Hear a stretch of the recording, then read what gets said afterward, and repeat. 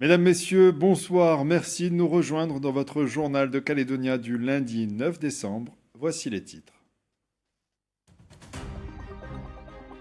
L'avenir institutionnel est conditionné par la poursuite du dialogue et l'élaboration d'un nouvel accord. Une délégation transpartisane constituée de membres du Congrès s'est rendue à Paris.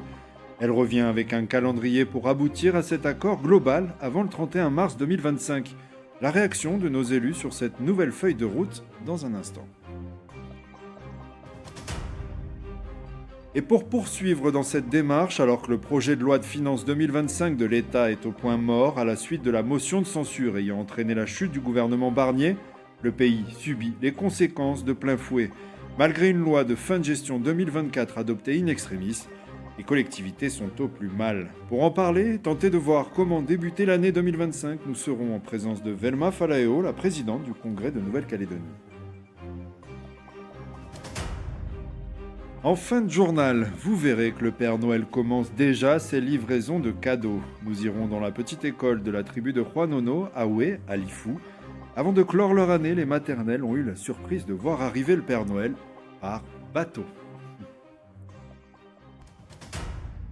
Je vous le disais en titre, la délégation transpartisane constituée des présidents de groupes au Congrès a fixé un calendrier pour la reprise des discussions au niveau local et national. Objectif, aboutir à un accord global avant le 31 mars 2025. Comment nos élus locaux appréhendent cette nouvelle feuille de route pour l'avenir du pays? Élément de réponse avec Maëlys Vézir et Tom Marin. Revenu hier soir de Paris, Philippe Gomez, élu de Calédonie Ensemble, faisait partie de la délégation transpartisane composée de représentants de 6 groupes au Congrès. Cette délégation a fixé, avec Yael Braun-Pivet, présidente de l'Assemblée nationale, et Gérard Larcher, président du Sénat, un calendrier pour une reprise des discussions en vue de trouver un accord global sur l'avenir du pays. On a la chance d'avoir 2 présidents de chambre du Parlement national totalement investis dans le dossier calédonien. C'est un acte de courage, parce que chacun sait que c'est un dossier qui est un peu tumultueux, et donc de hautes responsabilités de l'État, qui ne sont pas obligés de le faire, s'investissent de cette manière-là. Moi, je salue la démarche et je les remercie parce que notre petit pays, à ce moment-là de l'histoire, a besoin d'une attention et d'une bienveillance particulière. Première étape de ce calendrier, des discussions entre les différentes forces politiques locales du 15 décembre au 15 janvier. La chef de file des loyalistes, Sonia Baquès, évoque la nécessité de sincérité pour que les discussions aboutissent. La question qui se pose aujourd'hui, c'est la question de la sincérité de l'ensemble des acteurs. J'ai entendu que le FLNKS attend son congrès début janvier pour discuter. Donc on a prévu des discussions locales entre le 15 décembre et le 15 janvier. Je ne sais pas comment tout ça se coordonnera. En tout cas, ce qui est certain, c'est que nous sommes de bonne volonté pour trouver un accord, mais qu'on le fera avec détermination pour défendre les Calédoniens qui ont voté 3 fois pour rester français, avec la volonté de trouver une solution qui permette d'éviter de revivre ce qu'on a vécu le 13 mai. Pour Jean-Pierre Djaïoué, président du groupe UNI, l'Union nationale pour l'indépendance au Congrès, il se dit confiant de rassembler tout le monde autour de la table et de s'en remettre à l'État si les points de divergence sont trop importants. Qu'on soit dans le FLNKS ou pas dans le FLNKS, on sera autour de la table.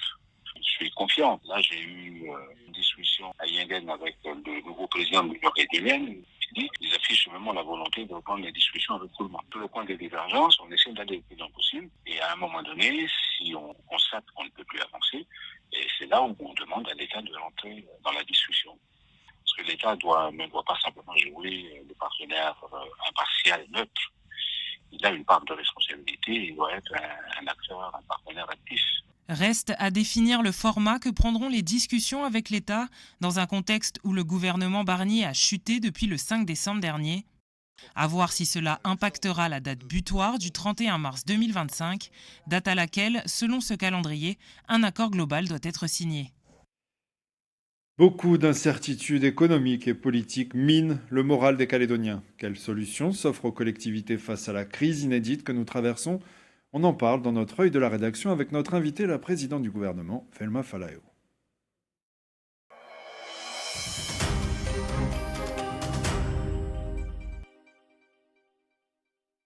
Avec la motion de censure votée mercredi dernier, le gouvernement Barnier est tombé, compromettant ainsi le budget prévu pour 2025 et Par la même occasion, le prêt garanti par l'État pour la Nouvelle-Calédonie à hauteur de 120 milliards de francs. Qu'en est-il et quelles seraient les conséquences pour la Nouvelle-Calédonie? Les précisions avec Océane Zobler.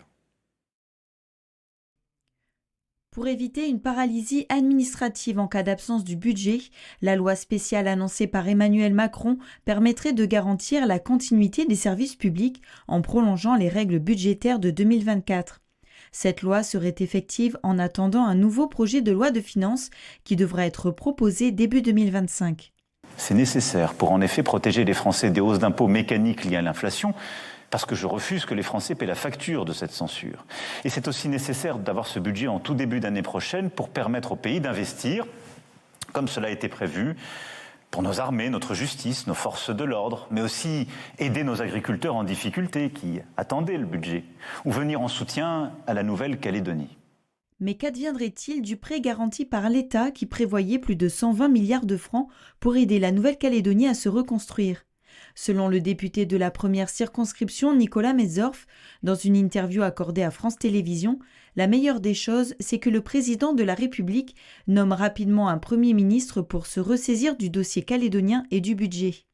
De son côté, le sénateur Georges Naturel souhaite inclure les demandes d'aide qui avaient été précédemment validées dans la loi spéciale prévue par le président de la République.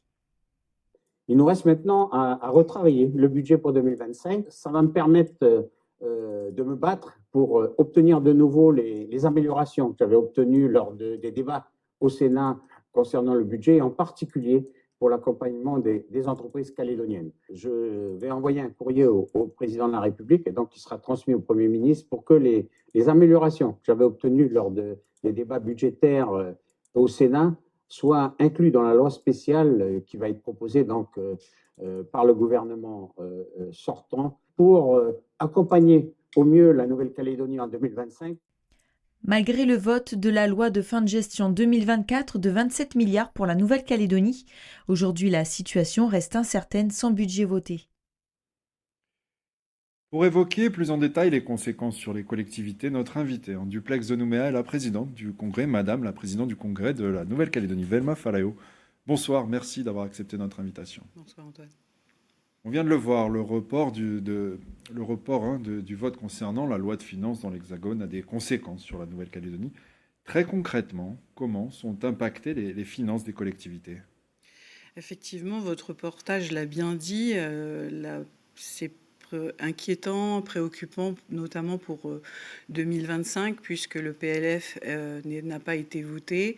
Donc là, la Constitution française prévoit qu'en l'absence de budget adopté, eh bien, l'État fonctionne sous le régime de gestion provisoire, ce qui signifie bien qu'en fait, toute nouvelle initiative budgétaire comme les aides spécifiques ou encore les projets de développement ne peuvent pas être financés.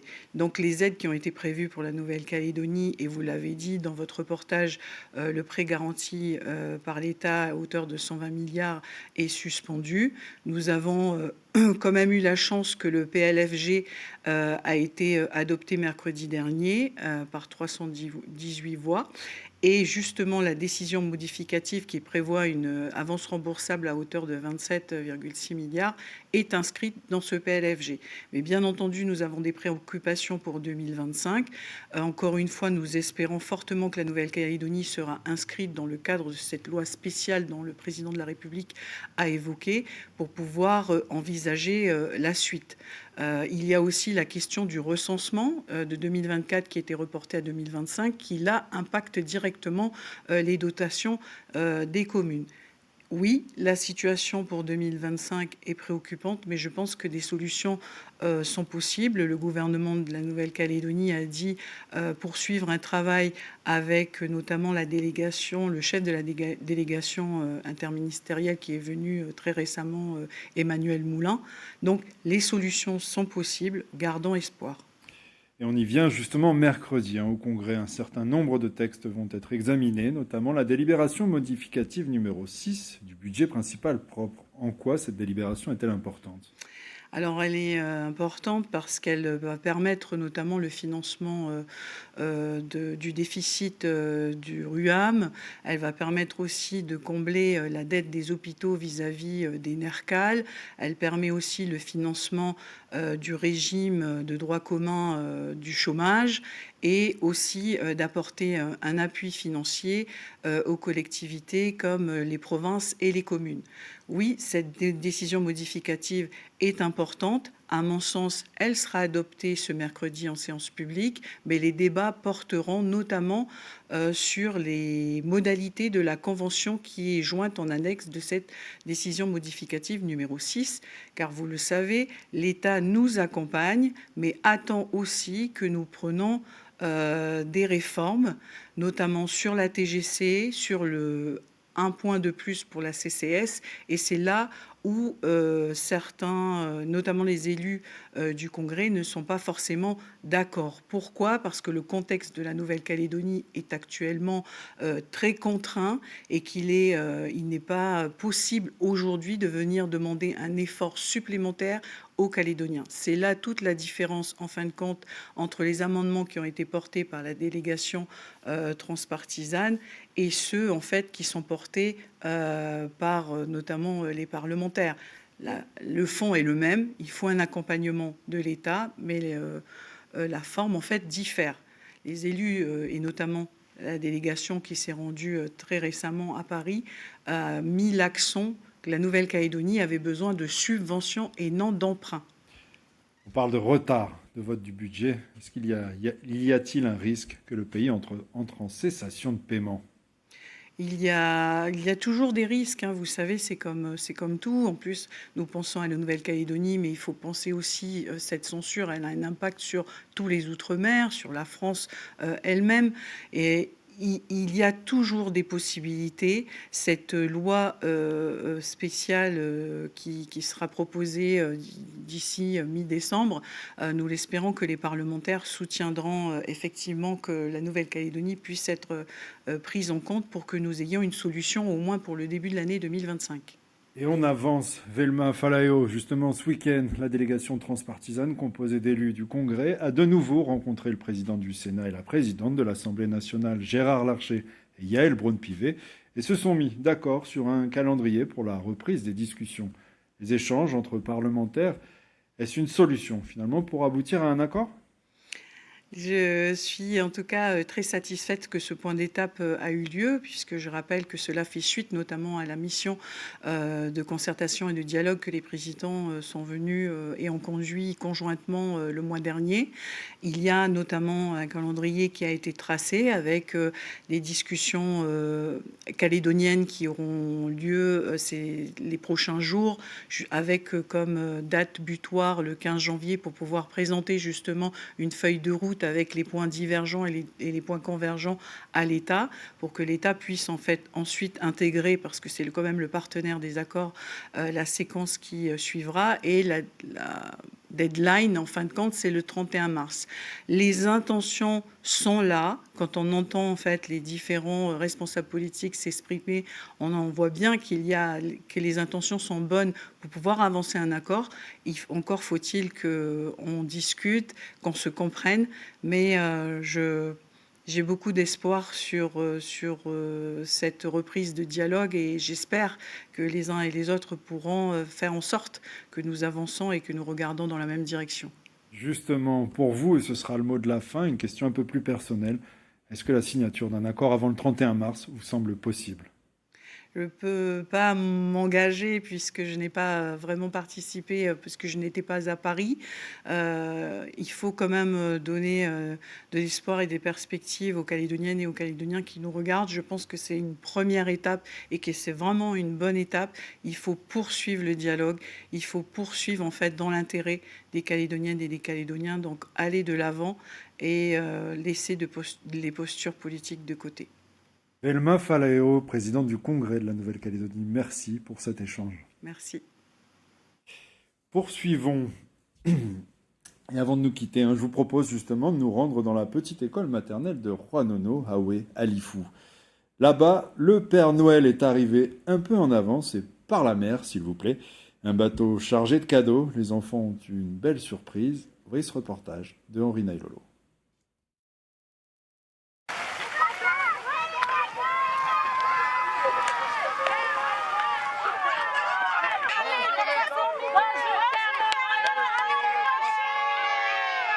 C'est sur cette magnifique baie de Châteaubriand que le Père Noël a débarqué ce matin à bord d'un joli bateau à moteur chargé de cadeaux.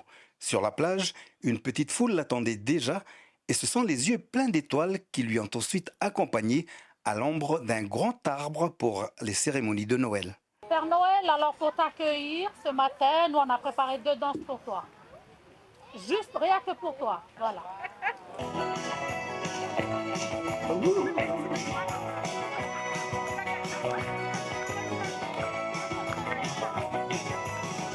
Après les danses, les coutumes et le goûter pris en commun, place à la séquence tant attendue, la distribution de cadeaux. Des cérémonies appréciées ce matin par tous. Ça s'est très bien passé. Depuis ce matin, on est parti de l'école. On a été tourné en car. On est parti à l'Ochila, là où on fait des photos là, pour les mariés. Et on a entendu le Père Noël qui est venu vers nous en bateau. On est remonté dans le bus, on est revenu ici, à côté du temple de Juan Nono, et attendre le Père Noël qui est venu de la mer. On est très heureux pour nos enfants, pour l'organisation qui a été effectuée. Le fait déjà que le Père Noël arrive par la mer. Alors c'est une première déjà. On remercie beaucoup le corps enseignant qui a beaucoup œuvré pour nos enfants, pour les avoir instruits, donc c'est une bonne chose. Puis voilà, ils encouragent aussi encore pour préparer l'année prochaine. Et pour terminer l'année sur une bonne note, les enseignants ont invité un DJ et un chanteur pour animer la première apparition du Père Noël à Lifou. Comme on a travaillé tout au long de l'année, bien terminer l'année, partir avec les sourires, que les enfants soient contents. On n'est pas à l'école simplement pour travailler, mais pour s'amuser et nous faire plaisir aux enfants. Petit Papa Noël, quand il descendra du ciel, avec des jouets pas Mickey, n'oublie pas mon petit soulier. Voilà, refermons ce journal avec ce qui vous attend juste après. Adrien Espinoza à 18h30 dans Lundi Sport vous invite à revenir avec ses invités sur le rodéo. Moment fort de l'événement Calédonia Show qui s'est déroulé à l'hippodrome Henri Millard à Nouméa. Un rendez-vous inédit sur 3 jours qui a rassemblé près de 20 000 personnes. Puis à 19h55, nous vous proposons un documentaire français de Jean-Yves Cochard de 2021. Dans la tête des champions, ou comment la force mentale se travaille et se prépare dès le début pour atteindre les performances des sportifs de haut niveau. Je vous souhaite un très bon début de semaine et une belle soirée sur Calédonia et à demain.